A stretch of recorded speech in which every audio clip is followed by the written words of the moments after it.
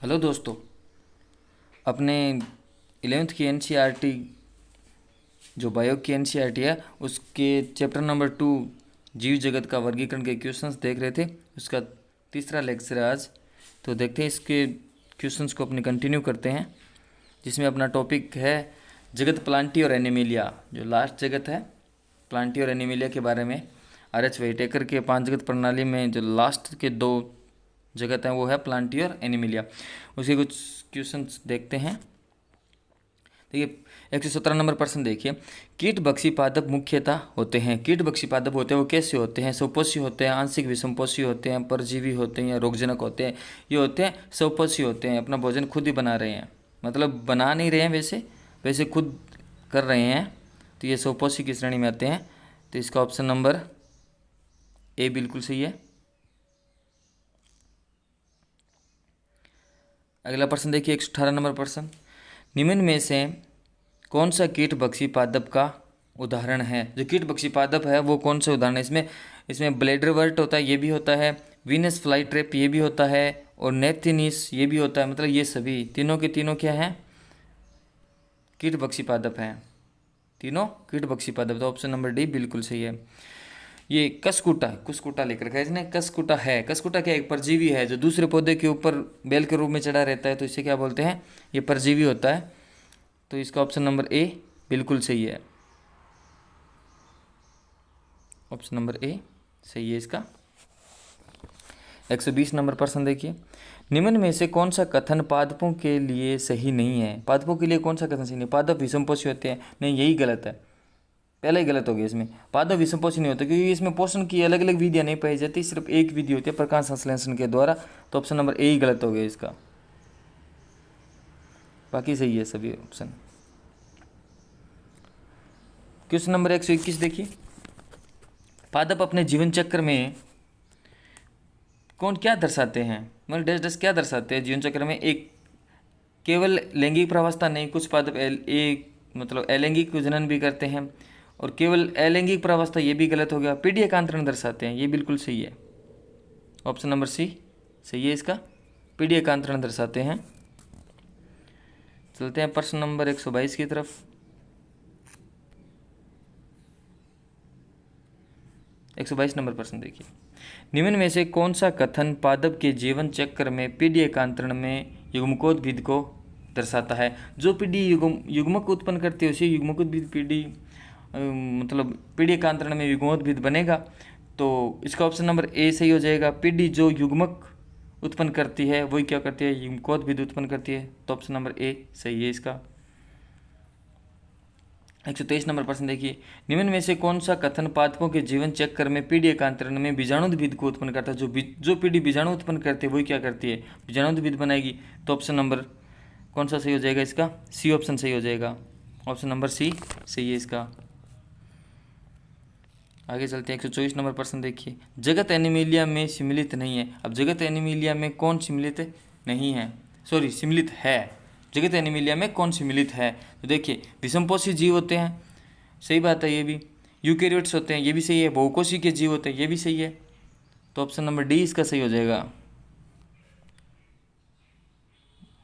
Animalia जो प्राणी जगत है उसके अंदर क्या आता है? तीनों ही ऑप्शन बिल्कुल सही है। ये विषमपोषी भी होते हैं, यूकैरियोट्स भी होते हैं, और बहुकोषी के भी होते हैं। 125 नंबर प्रश्न देखिए। जंतुओं में संरक्षित खाद्य पदार्थ होता है। जंतु में कौन सा होता है? जैसे अपने ग्लूकोज लेते हैं, ग्लूकोज को ग्लाइकोजन के रूप में करते हैं और प्राणी वसा के रूप में अपने संचित करते हैं भोजन को। तो इसका ऑप्शन नंबर ए सही हो जाएगा। ऑप्शन नंबर ए बिल्कुल सही है इसका। ग्लाइकोजन और प्राणी वसा के रूप में। आगे चलते हैं। आगे प्रश्न करते हैं अपने विषाणु, विरोइड और लाइकेन के द्वारा। इसमें वायरोइड्स लिख दिया, इसे विरोइड होता है। तो विषाणु और विरोइड्स और लाइकेन्स के क्वेश्चंस देखते हैं अपने। 126 नंबर प्रश्न देखिए। विषाणु और विरोइड एकोशिकीय जीव हैं जो निम्न में से किसके द्वारा दिए गए वर्गीकरण में उल्लेखित नहीं होते हैं? मतलब ये आर.एच. वेटेकर का जो 5 जगत प्रणाली था उसमें नहीं रखे गए थे इनको। इसके रखने का कारण भी था कि ये वास्तविक जीव नहीं होते हैं, इसलिए इनको नहीं रखा गया था। तो आर.एच. वेटेकर में इनका कोई भी वर्गीकरण नहीं है, तो ऑप्शन नंबर ए सही हो जाएगा इसका। 127 नंबर प्रश्न देखिए, विषाणुओं को वर्गीकरण में स्थान नहीं दिया गया है क्योंकि ये वास्तविक जीव नहीं है। ये आ गया प्रश्न, ये देखिए ऑप्शन नंबर इसका ए बिल्कुल सही है। आगे चलते हैं, 128 नंबर प्रश्न देखिए, विषाणु अकोशिकीय जीव हैं लेकिन ये पोषक कोशिका में स्वयं की प्रकृति बनाते हैं। निम्न में से किस जगत के अंतर्गत विषाणु सम्मिलित है? विषाणु को किसी भी जगत के अंतर्गत नहीं रखा गया है, तो इसका ऑप्शन नंबर डी बिल्कुल सही हो जाएगा। सामान्य जुकाम है, अब सामान्य जुकाम होता है वो विषाणु जनित रोग होता है जिसे अपने राइनो वायरस बोलते हैं, तो ये इसका ऑप्शन नंबर बी सही है।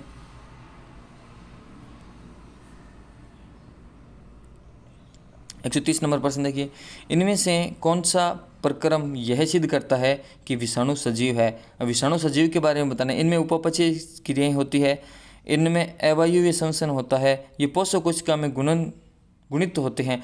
ये विषाणु होते हैं जो कोशिका से बाहर रहते हैं, होस्ट कोशिका से बाहर रहते हैं, तो ये निर्जीव होते हैं और होस्ट कोशिका के अंदर जीवित की तरह व्यवहार करते हैं। इनके अंदर क्या होता है, गुणन होना स्टार्ट हो जाता है, तो इसका ऑप्शन नंबर सी बिल्कुल सही है।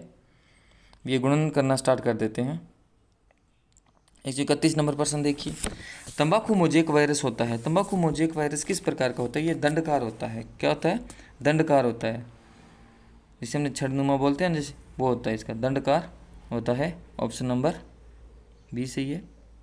132 नंबर प्रश्न देखिए, नीचे दिए गए चित्र एक विषाणु का है, किस एक विकल्प में सभी ए, बी और सी विषाणु के नाम सही हैं? अपने को नाम बताना। जो ए नंबर दे रखा है वो क्या है, मैं इसको थोड़ा और जूम कर देता हूँ, ये देखिए, ये नीचे दे रखा है, ये देखो ए नंबर जो ऊपर कुंडली दे रखी है वो है, तो इसका ए नंबर ऑप्शन देखिए, आपको क्या लगता है, आरएनए होता है या डीएनए होता है? प्रश्न नंबर 132, ये आरएनए होता है, और बी होता है वो कैस्पिड होता है जो इसका आवरण होता है विषाणु का, और तंबाकू मोजेक विषाणु है। ये कौन सा है? तंबाकू मोजेक विषाणु। तो इसका ऑप्शन नंबर कौन सा सही हो जाएगा?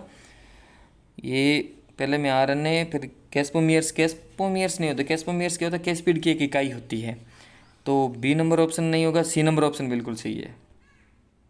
सी नंबर ऑप्शन देखिए, ये बिल्कुल सही है। आरएनए, कैस्पिड और तंबाकू मोजेक वायरस होता है।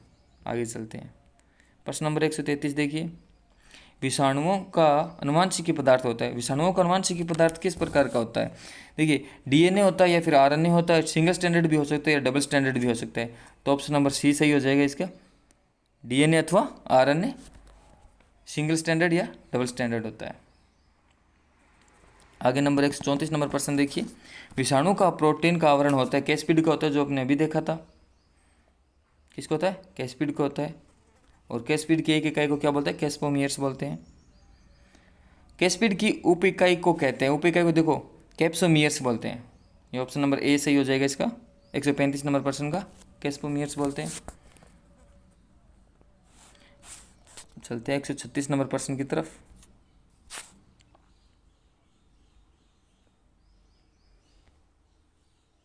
एक 136 नंबर प्रश्न देखिए, विषाणु इस नाम से भी जाने जाते हैं। विषाणु को किस नाम से भी जाने जाते हैं? बताइए, विषाणु को किस नाम से जाने जाते हैं? न्यूक्लियोप्रोटीन कण के नाम से, विरोइन के नाम से, लाइपोप्रोटीन कण, या फिर कोर के नाम से जाना जाता है? इसको जाना जाता है न्यूक्लियोप्रोटीन कण के नाम से। किसके नाम से?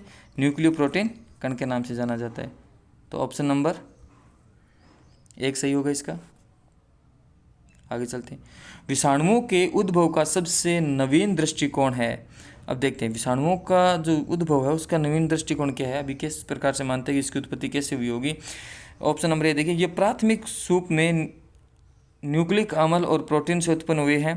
बी नंबर ऑप्शन है, ये जीवाणुओं द्वारा कोशिका भित्ति, राइबोसोम आदि के खो जाने के कारण उत्पन्न हुए हैं। सी नंबर ऑप्शन देखिए, ये कुछ जीवाणुओं से उत्पन्न हुए हैं जिनमें केवल एक केंद्रक विकसित हुए हैं। और डी ऑप्शन देखिए, ये रूपांतरित प्लाज्मिड होते हैं जो वास्तव में पोषक के न्यूक्लिक अम्ल के टुकड़े होते हैं। तो इसका ऑप्शन नंबर देखिए डी बिल्कुल सही है इसका। ऑप्शन नंबर डी सही है इसका। ये रूपांतरित प्लाज्मिड होते हैं जो वास्तव में पोषक के न्यूक्लिक अम्ल के टुकड़े होते हैं, तो ऑप्शन नंबर डी सही है। अब चलते हैं प्रश्न नंबर 138 देखिए, रेबीज विषाणु का अनुवांशिक पदार्थ किस प्रकार का होता है? रेबीज विषाणु का जो अनुवांशिक पदार्थ होता है वो सिंगल स्टैंडर्ड आरएनए होता है, यानी SSRNA। तो ऑप्शन नंबर इसका बी सही है। आगे चलते हैं, 139 नंबर प्रश्न देखिए, विषाणुओं का निर्जीव लक्षण क्या है? देखिए, विषाणुओं का निर्जीव लक्षण बताना है। केवल पोषक कोशिका में विभाजन करने की क्षमता होती है, ये तो सजीव का लक्षण हो गया। पोषक में रोग उत्पन्न करने की क्षमता, ये भी सजीव का है, यानी गुणन करेंगे तभी रोग उत्पन्न करते हैं ये। और उत्परिवर्तन करने की क्षमता होती है, ये भी सजीव का लक्षण है। और डी ऑप्शन है ये देखिए, क्रिस्टल बनाने की क्षमता, ये निर्जीव का लक्षण है। क्रिस्टल बनाने की क्षमता निर्जीव का लक्षण है।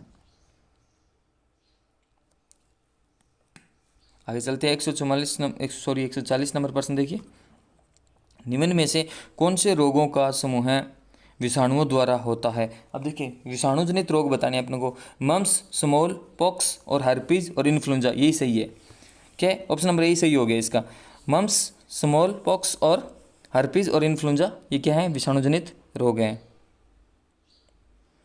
आगे चलते हैं, 141 नंबर प्रश्न देखिए,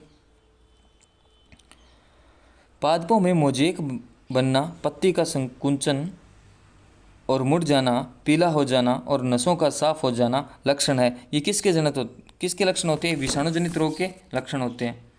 तो इसका ऑप्शन नंबर 1 सही है, ये विषाणु जनित रोग के लक्षण होते हैं। पत्तियों का मुड़ जाना, पत्तियों का संकुचन होना, पीला हो जाना, नसों का साफ हो जाना। 142 नंबर प्रश्न देखिए, निम्न में से कौन से पादप विषाणु में डीएनए होता है? अब डीएनए कौन से पादप विषाणु में होता है? तंबाकू मोजेक विषाणु में नहीं पाया जाता, इसमें आलू मोजेक विषाणु में।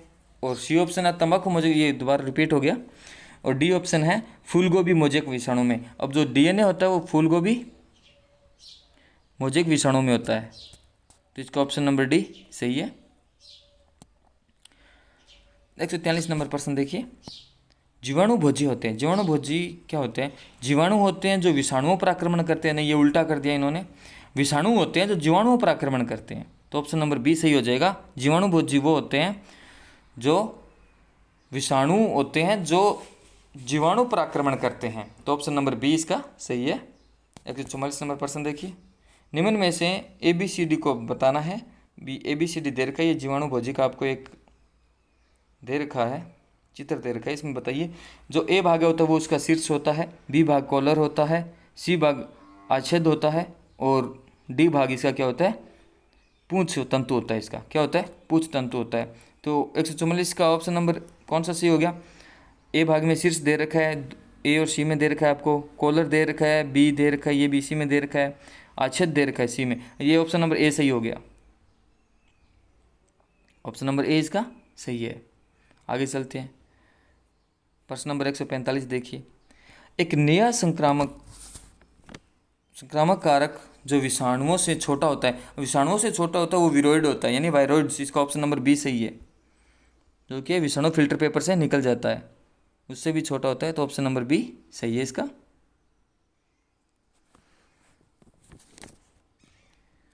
आगे चलते हैं, प्रश्न नंबर 147 देखिए, सॉरी 146 रह गया, 146 देखिए, गलत कथन को चुनिए। ये AIPMT 2013 में होता है, ये बोलता है वायरोइड्स की खोज DJ इवानोवस की द्वारा की गई थी। नहीं, वायरोइड्स की टॉन्सले द्वारा की गई थी, इसका यही गलत हो गया, ऑप्शन नंबर ए ही गलत हो गया। टॉन्सले द्वारा की गई थी इसकी खोज है, जो ये विरोइड का ये गलत हो गया। सॉरी, टॉन्सले ने टीओ डाइनर ने की थी, सॉरी, जो विरोइड की खोज है वो टीओ डाइनर ने की थी। तो दोस्तों 146 नंबर प्रश्न का उत्तर हो जाएगा अपने पास में ए। ये ऑप्शन इसका क्या है? गलत दे रखा है, ये किया था टीओ डाइनर ने इसकी खोज की थी, बाकी इसके ऑप्शन बिल्कुल सही है। 147 नंबर प्रश्न देखिए, वायरोइड्स होते हैं। अब जो विरोइड्स होते हैं वो क्या होते हैं? ये सिंगल स्टैंडर्ड RNA प्रोटीन होते हैं, प्रोटीन आवरण से आच्छादित नहीं होते, ये अनाच्छादित होते हैं, ये इसमें गलत लिख रखा है, तो इसका ऑप्शन नंबर आप सी देखिए, 147 का सी नंबर ऑप्शन में आप सिंगल स्टैंडर्ड RNA बिल्कुल सही है, प्रोटीन आवरण से अनाच्छादित होते हैं। विषाणु और जो विरोड्स होते हैं इनमें यही अंतर होता है। आरएनए प्रोटीन आवरण होता है इसके अंदर, विषाणु के अंदर प्रोटीन आवरण पाया जाता है, पर विरोड्स के अंदर आरएनए प्रोटीन्स नहीं पाया जाता है। और विरोड्स का जो आरएनए भार होता है वो कम होता है, बल्कि विषाणु का आरएनए भार ज़्यादा होता है। तो इसका ऑप्शन नंबर सी सही है, बट आपको अनाच्छादित कर लेना है, यहाँ पे आच्छादित नहीं होता। आगे चलते हैं, प्रश्न नंबर 148 देखिए, लाइकेन में कवक की उपयोगिता है। अब लाइकेन में कवक की उपयोगिता क्या होती है? अब आपको ये बताना है, भी भोजन के लिए होती है, आश्रय के लिए होती है, खनिज अवशोषण के लिए होती है, विकल्प ए और सी दोनों से। विकल्प ए और सी दोनों से, ये भोजन के लिए आवश्यकता होती है कवक में, लाइकेन में कवक की, और खनिज अवशोषण के लिए होती है। तो ऑप्शन नंबर डी बिल्कुल सही है इसका। आगे चलते हैं, लाइकेन में शैवाल की क्या उपयोगिता है? लाइकेन में शैवाल से क्या होता है? कवक से क्या होता है, शैवाल से क्या होता है? हाँ, शैवाल क्या होता है? कवक के लिए भोजन बनाता है, प्रकाश संश्लेषण की क्रिया के द्वारा बनाता है। तो इसके लिए ऑप्शन नंबर ए बिल्कुल सही है। आगे चलते हैं, 150 नंबर प्रश्न देखिए, ये APMT 2015 में आया हुआ प्रश्न है। पर्यावरण में SO2 प्रदूषण का सबसे उपयुक्त निर्देशक मतलब संसूचक बताना है, निम्न में से कौन सा होता है? ये लाइकेन होता है। लाइकेन क्या करता है? प्रदूषण संसूचक होता है। जहाँ पर प्रदूषण ज़्यादा होता है वहाँ से लाइकेन विलुप्त होने स्टार्ट हो जाते हैं। 151 नंबर प्रश्न देखिए, निम्न में से कौन सा नग्न चट्टानों पर दिखाई देने वाला अग्रगामी जीव है? यही लाइकेन होता है। लाइकेन के बाद में ब्रायोफाइटा उत्पन्न होते हैं वहाँ पर। तो इसका ऑप्शन नंबर